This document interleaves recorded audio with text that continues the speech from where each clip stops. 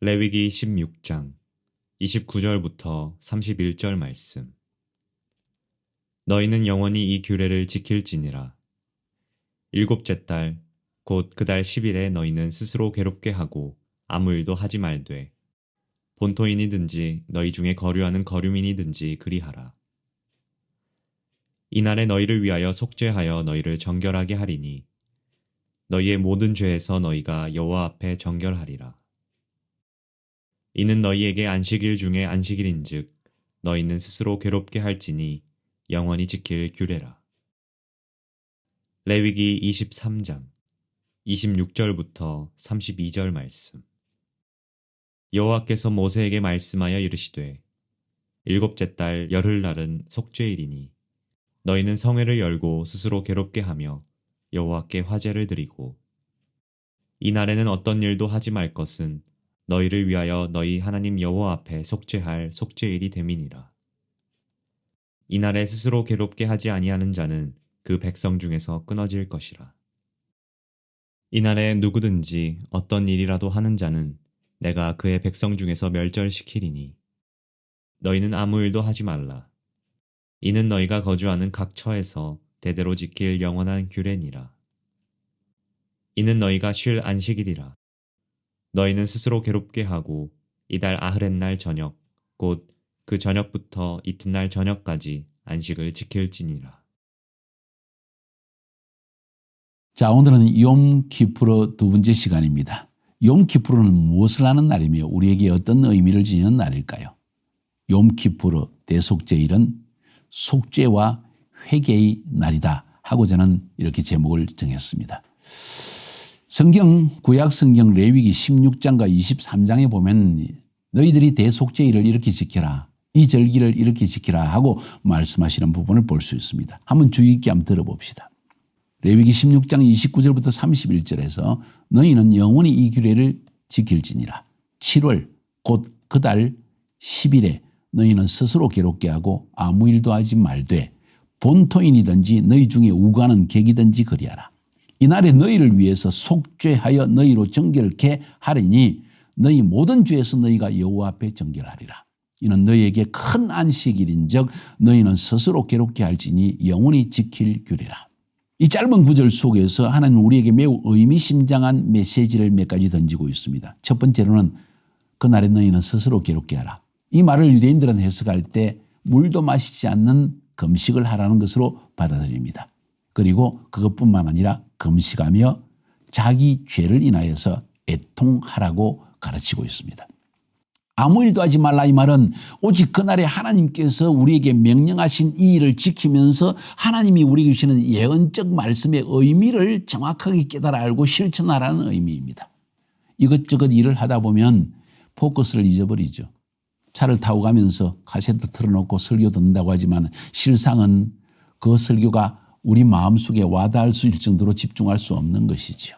예배 참석해서 마치 다른 것을 공상하고 있는 것과 마찬가지입니다. 컴퓨터 작업을 하면서 나 설교 듣고 예배 드려 하는 것과 똑같은 이야기죠. 오직 이날에는 아무 일도 하지 말라. 생각도 딴 데 흘리지 말라. 오직 하나님의 말씀에 집중하고 그분이 이 대속죄일 욤키푸르에 하시고자 하는 일의 근본적인 의미가 무엇인지를 파악하고 그 일에 집중해라. 그러면 너희들이 애통하며 회개할 수밖에 없을 것이다 하는 이야기입니다. 좀 더 본질적으로 얘기하면 너희 죄의 흉악함을 인해서 하나님 앞에 가슴을 찢고 회개해야 될 날이 바로 이 대속죄일이다. 왜냐하면 그런 자에게 하나님께서 모든 죄를 사하여 주시는 은혜를 내려주시는 날이기 때문이다. 그날이 바로 대속죄일 티시리월, 유대인의 원력으로 7월 10일이라는 것입니다. 나팔절이 지나고 10일째가 되는 날입니다. 이것이 바로 스스로 괴롭게 하고 아무 일도 하지 말라. 본토인이든지 너희 중에 우고하는 객이든지 누구든지 그래라. 너희 집에 살고 있는 모든 사람은 그렇게 하도록 해라. 죄 문제 심각합니다. 주인, 남편과 아내, 가정 안에, 심지어 종들 사이에, 직장에서, 학교에서 우리의 문제의 모든 근원은 인간의 죄성이 있고 그 죄 문제 때문에 우리는 결국 이런 저주 가운데 살고 있는 것입니다. 주님은 이 문제를 이날에 해결하겠다는 이야기입니다. 그리고 이날에 너희를 위해 속죄하여 너희로 정결케 하리니 너희 모든 죄에서 너희가 여호와 앞에 정결하리라. 1년 1차 대제사장이 하나님께 나가서 백성의 모든 죄를 사함받기 위해서 피를 흘려 제물을 하나님께 뿌리는 날입니다. 1년에 1차 티시리월 10일에 그날에는 우리 속에 있는 지난 한 해 동안 지었던 모든 죄를 완전히 씻음받는 날입니다. 그런데 중요한 것은 매년마다 나아가서 그 죄를 용서받고 또 죄 짓고 또 용서받고 이런 의미가 아니라 매년마다 이것을 지킬 때마다 너희의 죄를 완전히 사하여 주시고 완전히 대속하여 주시는 그날이 올 것이다. 언제? 메시아가 재림하시는 때라는 거죠. 이것이 바로 예언적 의미입니다. 그래서 욤키푸르 시즌에 메시아 되신 예수께서 재림하셔서 우리의 모든 죄를 깨끗하게 씻어주시는 날이 바로 대속죄일 욤키푸르라는 것이죠. 레위기 23장 26절부터 32절까지도 다시 한번 읽어봅니다. 여호와께서 모세에게 일러 가라사대 7월 10일은 속죄일이니 너희에게 성회라. 너희는 스스로 괴롭게 하며 여호와께 화제를 드리고 성회라. 이 말은 모두가 함께 오프라인으로 모여라는 이야기입니다. 오프라인으로 모이라는 것입니다. 함께 모여서 한 마음으로 우리 하나님 백성 된 자들의 아이덴티티를 찾아내라는 것입니다. 무엇이 아이덴티티입니까? 죄인이지만 어린 양의 피로 구속받은 그리고 용서받은 죄사함을 받은 것이 바로 우리의 아이덴티티라 하는 것을 확정하는 날이 대속죄일이라는 거예요. 성회를 열어라는 것입니다. 이날에는 아무 일도 하지 말 것은 너희를 위하여 너희 하나님 앞에서 속죄할 속죄일이 됨이니라. 그날 죄를 용서받는 날이기 때문에 가슴을 찢고 애통하며 주님 앞에 진정한 회개의 징표를 보이라는 것이죠. 이날에 스스로 괴롭게 하지 아니하는 자는 그 백성 중에서 끊쳐질 것이라. 다시 말해서 죄의 문제의 근본적인 해결이 없는 자, 그것을 신중하게 생각하지 않는 자는 하나님의 백성의 자격이 없다는 것이죠. 하나님의 백성의 아이덴티티가 무엇입니까? 우리는 죄인 되었으나 어린 양의 피로 죄사함을 받았다는 것이 아이덴티티인데 이날을 경솔히 여기고 이날을 아무렇지나 않게 생각하는 사람들은 하나님의 백성의 자격이 없다는 것이죠. 이날에 누구든지 아무 일이나 하는 자는 내가 백성 중에 멸절시키리니 너희는 아무 일이든지 하지 말라. 이는 너희가 그 거하는 각처에서 대대로 지킬 영원한 규례니라. 이는 너희의 쉴 안식일이라. 너희는 스스로 괴롭게 하고 이달 9일 저녁 곧 그 저녁부터 이튿날 저녁까지 안식일을 지킬지니라. 이렇게 해서 유대인들은 이 욤키푸르 시즌에 깨미 샤께 한 마리 움직이지 않고 차량 하나 움직이지 않고 심지어 텔아비브 공항이 24시간 매년 이 시즌은 철저히 폐쇄되어져서 비행기가 이륙하지도 착륙하지 않는다는 사실을 여러분 알고 계십니까? 그 정도로 그들은 엄격하게 이 말씀을 받아들이고 그것을 실천하고 있다는 것입니다. 도대체 이 날이 무슨 날입니까? 레위기 16장 6절부터 34절까지 긴 내용에 거쳐서 성경은 우리에게 이걸 설명해 주고 있습니다. 한번 읽어봅시다. 아론은 자기를 위한 속죄죄의 수송아지를 들이되 자기와 집안을 위하여 속죄하고 또 그 두 염소를 가지고 회막문 여호와 앞에 두고 두 염소를 위하여 제비 뽑되 한 제비는 여호와를 위하고 한 제비는 아사셀을 위하여 할지며 아론은 여호와를 위하여 제비 뽑은 염소를 속죄제로 드리고 아사셀을 위하여 제비 뽑은 염소는 산채로 여호와 앞에 두었다가 그것으로 속죄하고 아사셀을 위하여 광야로 보낼지니라. 아론은 자기를 위한 속죄제의 수송아지를 들이되 자기와 집안을 위하여 속죄하고 자기를 위한 그 속죄제의 수송아지를 잡고 향로를 가져다가 여호와 앞 제단 위에서 피운 불을 그것에 채우고 또 곱게 간 향기로운 향을 두 손에 채워가지고 휘장 안에 들어가서 여호와 앞에서 분향하여 향연으로 증거계 위 속죄소를 가리게 할지니 그리하면 그가 죽지 아니할 것이며 그는 또 수송아지의 피를 가져다가 손가락으로 속죄소 동쪽에 뿌리고 또 손가락으로 그 피를 속죄소 앞에 7번 뿌릴 것이며 또 백성을 위한 속죄제 염소를 잡아 그 피를 가지고 휘장 안에 들어가서 그 수송아지 피로 행함같이 그 피로 행하여 속죄소 위와 속죄소 앞에 뿌릴지니 곧 이스라엘 자손의 부정과 그들이 범한 모든 죄로 말미암아 지성소를 위하여 속죄하고 또 그들의 부정한 중에 있는 회막을 위하여 그같이 할 것이요. 그가 지성소에 속죄하러 들어가서 자기와 그의 집안과 이스라엘 온 회중을 위하여 속죄하고 나오기까지는 누구든지 회막에 있지 못할 것이며 그는 여호와 앞 제단으로 나와서 그것을 위하여 속죄할지니 곧 그 수송아지의 피와 염소의 피를 가져다가 제단 귀퉁이 뿔들에 바르고 또 손가락으로 그 피를 그 위에 7번 뿌려 이스라엘 자손의 부정에서 제단을 성결하게 할 것이요.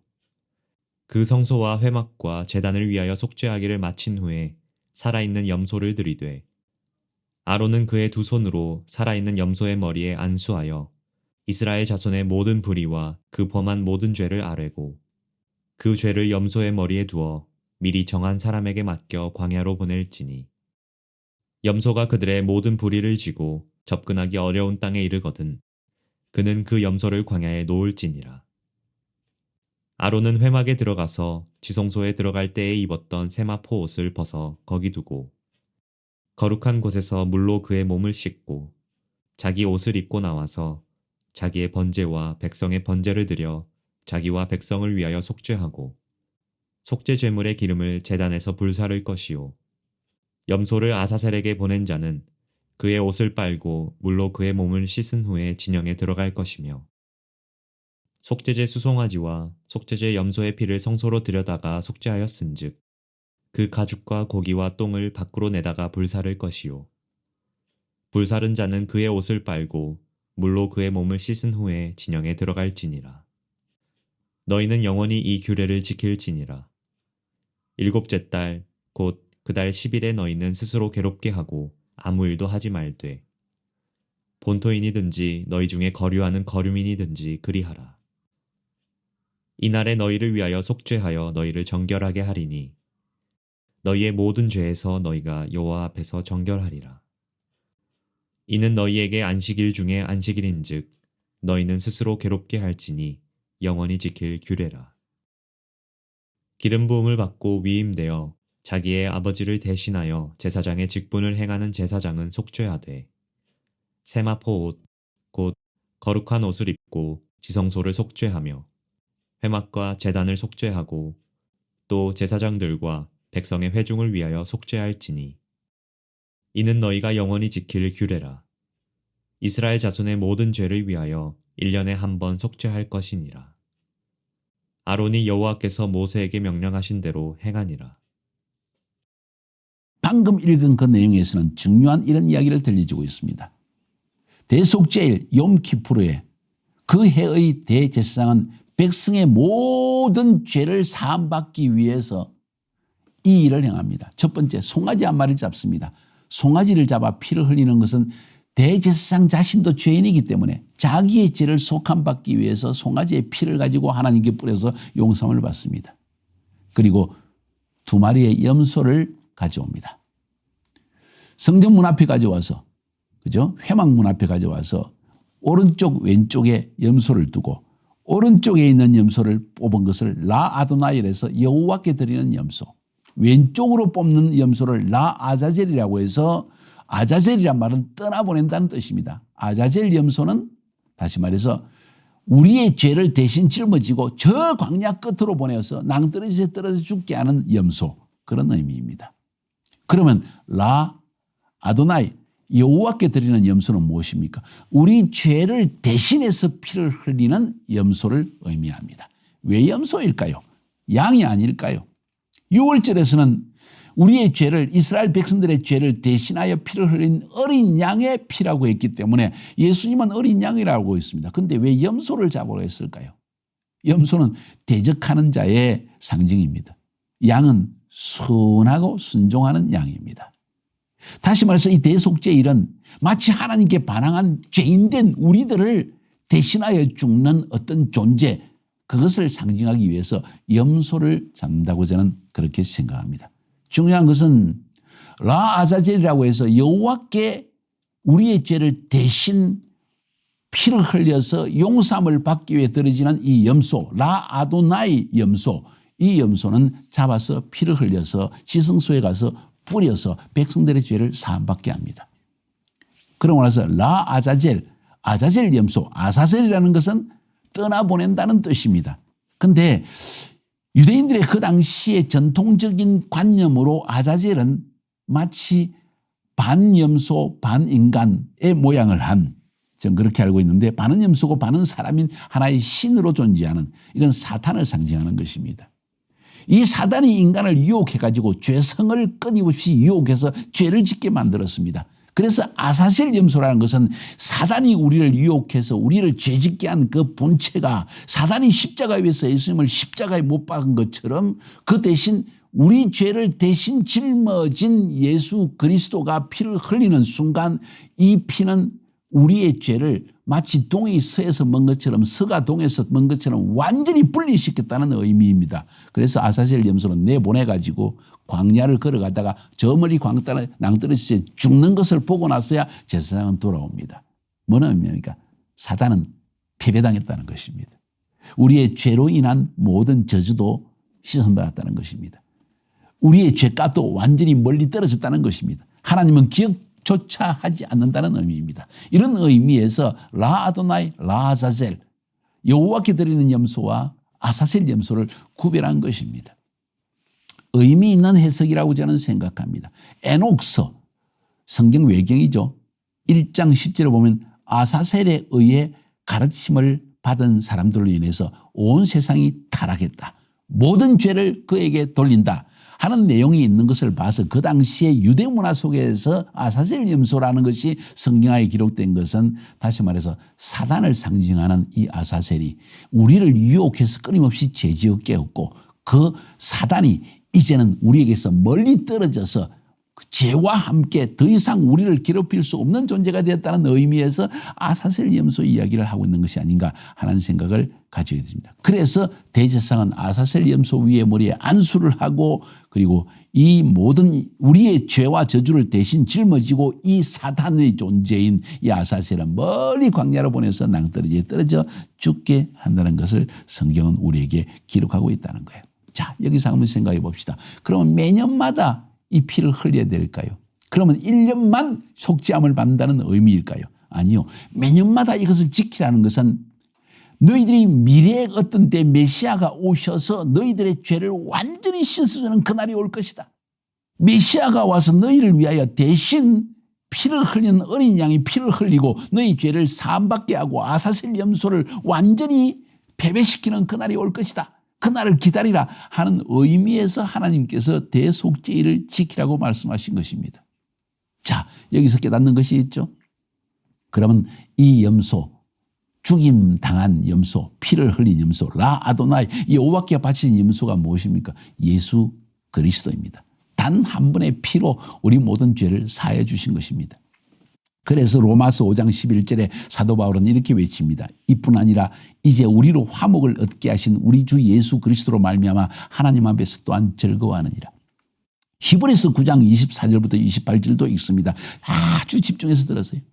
그리스도께서는 참것의 그림자인 손으로 만든 성소에 들어가지 아니하시고, 대제사장이 염소를 잡는 것은 그렇게 하지 아니하시고, 오직 참 하늘에 들어가사 이제 우리를 위하여 하나님 앞에 나타나시고, 대제사장이 해마다 다른 것의 피로서, 염소의 피로서 성소에 들어가는 것이 자주 자기를 드리려고 아니하실지니, 그리하면 그가 세상을 창조할 때부터 자주 고난을 받았어야 할 것이로되 매년 고난받아야 될 것이되, 이제 자기를 단번에 제사로 드려 죄를 없게 하시려고 세상 끝에 나타나셨느니라, 초림하셨느니라. 그리고 다시 나타나셔서 우리를 완전히 죄를 사하고 이제는 완전히 영원한 천국으로 데려가시는 그날이 오게 될 것이다. 언제? 메시아의 재림 때. 한 번 죽는 것은 사람에게 정하신 것이요 그 후에는 심판이 있으리니 이와 같이 그리스도도 많은 사람의 죄를 담당하시려고 단번에 들으심 받으셨고, 단번에, 그죠? 대속죄일에 단번에 피를 흘려서 단번에 백성들의 죄를 사함받게 하셨다는 거죠. 그런 일들이 실제로 일어날 것이다. 언제? 예수님 재림하실 때. 단번에 들으심 받으셨고 구원에 이르게 하기 위하여 죄와 상관없이 자기를 바라시는 자들에게 두 번째 나타나시리라. 완전한 속죄를 완성케 하시기 위해서 오시는 날이 있다. 그때가 바로 욤 키프로 때이다.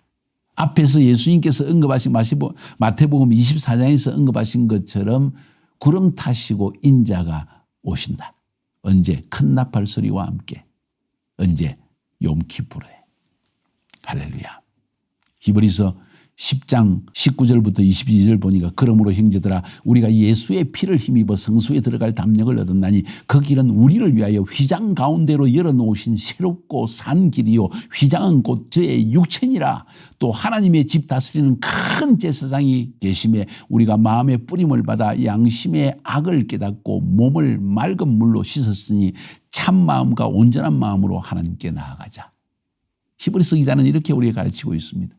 바로 그 예수 그리스도가 우리의 대제사장 되셔서 그가 단번에 자기 자신을 들이심으로 말미암아 우리가 하나님의 성소 안에 지성소에 들어갈 수 있는 은혜를 베풀어 주셨다. 이제는 이런 것을 깨닫고 우리의 죄악됨과 우리의 죄인됨을 인정하며 그러나 하나님의 참된 백성으로서 담대하게 기쁨으로 주님을 섬기며 참 마음으로 깨끗한 심령으로 주를 섬기며 살아가자 하는 권면을 하고 있는 것이 히브리서 말씀이라는 거예요.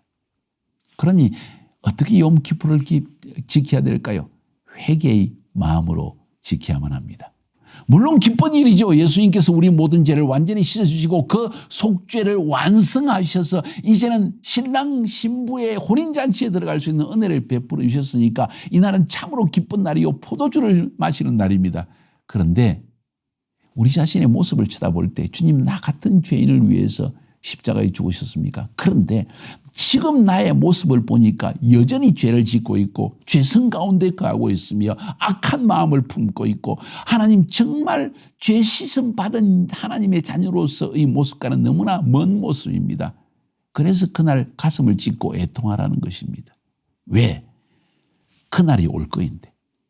대속죄일에 그날이 올 것인데 그날에 하나님 앞에 부끄럽지 않는 자가 되기 위해서 회개하라는 것입니다. 하나님과의 관계 속에서 이웃과의 관계 속에서 나의 성품과 습관과 물질과 성적인 관계, 도덕적인 관계, 모든 관계 속에서 나는 얼마나 죄악된 모습을 여전히 나타내며 살고 있냐는 것입니다. 예수 그리스도 안에서는 우리는 의롭게 되어졌습니다. 우리는 의인입니다. 예수 그리스도 안에서. 그러나 여전히 우리 속에는 죄성이 있어서 실제로 나의 삶의 모습을 바라보면 도저히 의인이라고 말할 수 없는 모습이 아니냐는 거예요. 죄인의 모습을 여전히 지니고 있지 않냐는 거예요. 이 마음을 지니고 있어야만 주님이 실제적으로 대속죄일에 우리의 모든 죄를 씻어주시는 그날이 올 때 우리 자신은 부끄럽지 않는 자로 자신을 준비할 수 있다는 의미입니다. 하얀 세마포를 준비하는 그런 성도의 삶을 살 수 있다는 것이죠. 그래서 이 욤키푸르는 속죄의 날이기도 하면서 회개의 날이 되어야 된다는 것입니다. 이해가 되시죠? 오늘 이날 적어도 하루는 오프라인으로 모여서 하나님 앞에 하나님과의 관계 속에서 이웃과의 관계 속에서 나와의 관계 속에서 내 안에 있는 악한 성품과 습관과 모든 물질적인 이기심과 이 모든 성적인 죄악, 도덕적 죄악 이런 것을 회개하는 날로 삼아야 되지 않을까요? 그래서 주님이 다시 오셔서 우리 죄를 사해 주시기 위해서 오셨을 때 우리가 정말 더럽고 추악한 모습이 아니라 주님 보시기에 참으로 정결한 신부로 설 수 있도록 말입니다. 그것이 바로 욤키푸르에 우리가 해야 할 일이라고 생각합니다. 승리하시기를 주님의 이름으로 축복합니다.